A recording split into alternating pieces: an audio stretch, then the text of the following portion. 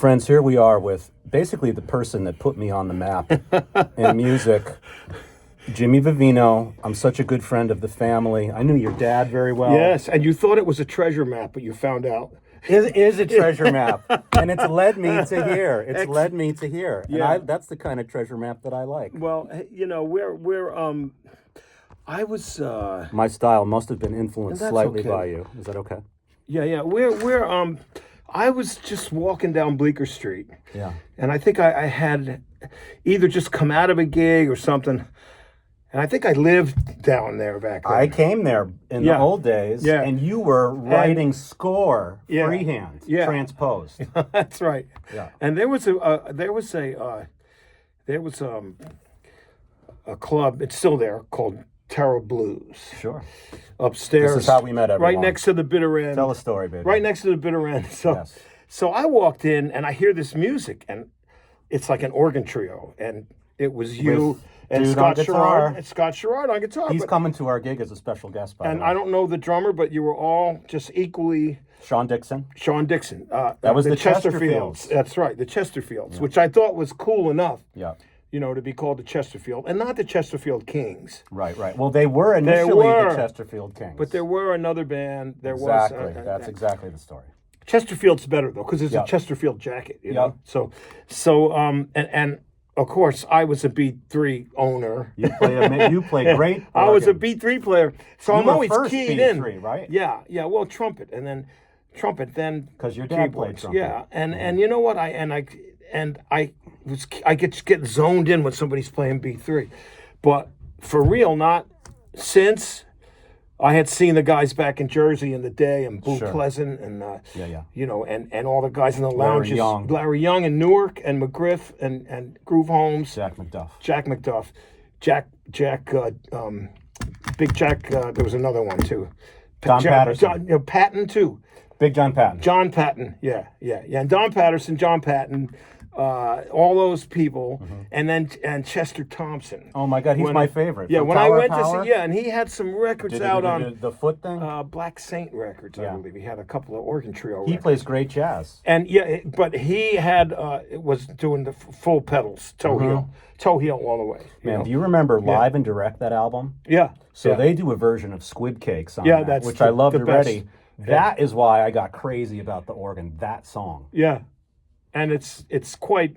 He was quite amazing, and not amazing. since those guys, or did I see anybody till I saw you Aw. that played like that, he's one of those guys. That's special. And And, so I'm 24. This you're was 26 years ago. yeah, and I go up to you at the break, and I said, I'm Jimmy Vivino. How come I don't know you? Is that I exactly said. what you said? Exactly what I said. How I come knew who you were. These are the most popular years of the New York Conan show, are they not? Yeah, exactly. These were yeah. the biggest. So I said, how come I don't know you? And well, I'm Brian Charette. I don't know where you were from. Even you weren't from New York. I'm from Meriden, Connecticut. Right, you were from Connecticut. That's why you don't know where I'm from. Yeah, yeah. Yes. Well, Nothing against you guys, You and Meriden. Eric Finland are Connecticut, and not since you till I saw him. No, he's very good. Did too. I see another guy that was like a young blood like that Also very that good. can do everything, but doesn't. Your pedal thing is different than your left hand pedal. My pedal back- stuff is like Jimmy Smith. Yeah, you're kicking. Yep. Ed Alstrom, on the other hand, walks the shit, and he's.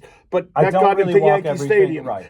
And I'm great friends with Ed from knowing you guys too. And Ed was great. Who designed the beats on my very first Casio keyboard? Yeah, in that's right. 1984. That's right. When he worked for Casio, man. So overqualified at the NAMM show on the he's Casio terrific. instruments. He's let me sit in with him at the stadium. They Yeah. put me on the. Well, he's great, But so you were an instant cat, Instacat.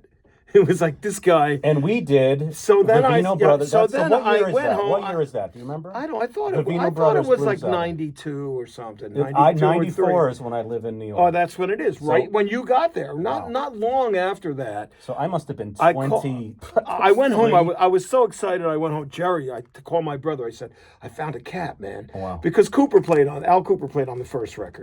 But it was Parmesan. on Chitlin's Parmesan. Yeah, on some stuff. And I played some organ too. But we really wanted a real organ player for the band, not somebody that was like, even though Al's a name, he he wasn't going to be in our band. Mm-hmm. You know, we needed somebody for the next record. Mm-hmm. Let's make it like, I don't even know if we rehearsed though.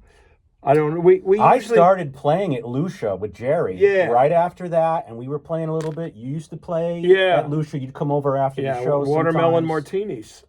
Ashway. Yeah.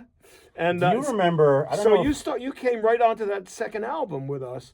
Vivino Brothers Right, Blues with Band. Worm and Mike and Yeah. Fred Walcott. Yeah, You yeah. know, and it's a good record. I if I could rethink Feedback the on record. Highway 101. I love that Yeah, album. if I could rethink the record, I would have had half the songs and twice the playing. That's Carriage House, right? Yeah. I don't Great think there was. studio. We went. You know, Tom Young had a thing where he wanted the stuff to be what he called commercial. Mm-hmm.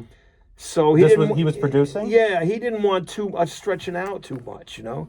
And I wish now, knowing the players that we had, that we could make a better record now. I still love You it. know, it's a good record, but it's kind of compact and poppy in its way, you know. But hey, it was live. Yeah. It was the biggest thing that I had ever done. Yeah, and I was and- breaking up with some girl at the time. I was all on the floor. And like I remember usual. how bad your back was, that you had to lay down. He had to lay down, and I said, "How does this guy play?" And like his back is so bad, and you were trying all kinds of Tai Chi and all kinds of stuff. I'm out of my mind. And but it was always like, you know, there's certain people you meet when you play with them. It's like you've known them your whole life. Even Well, we play together here now too sometimes. yeah, and we're gonna play together at the Iridium. We're playing with Sean Pelton. which I know we got a great band together for that.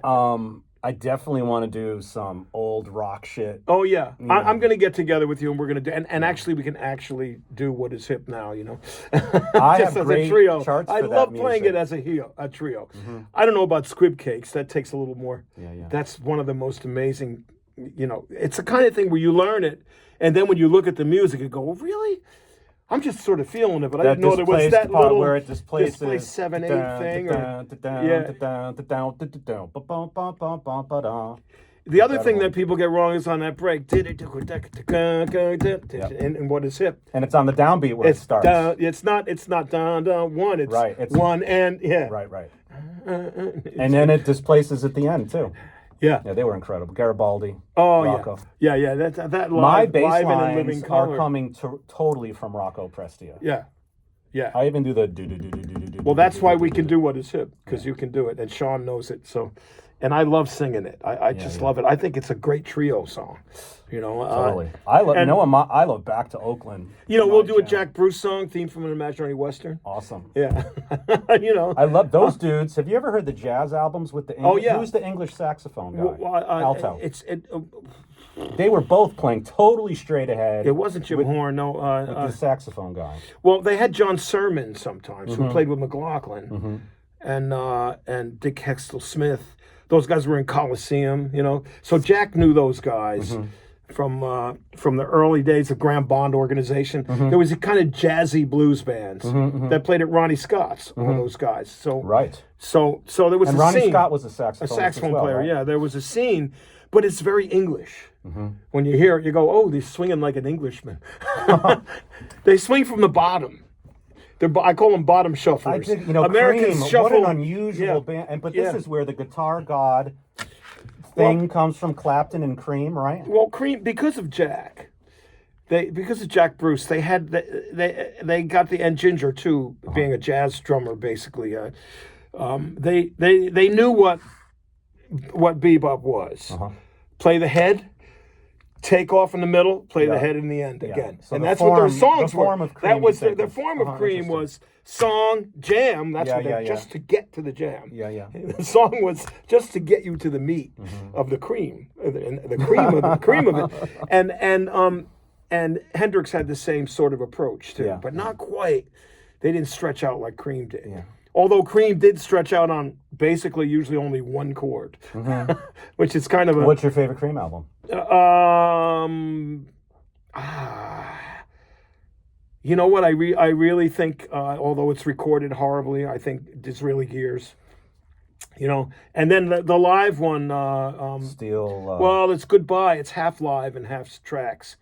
So half studio, and that's great too. That's where you really hear him stretch it out live for the first time on record.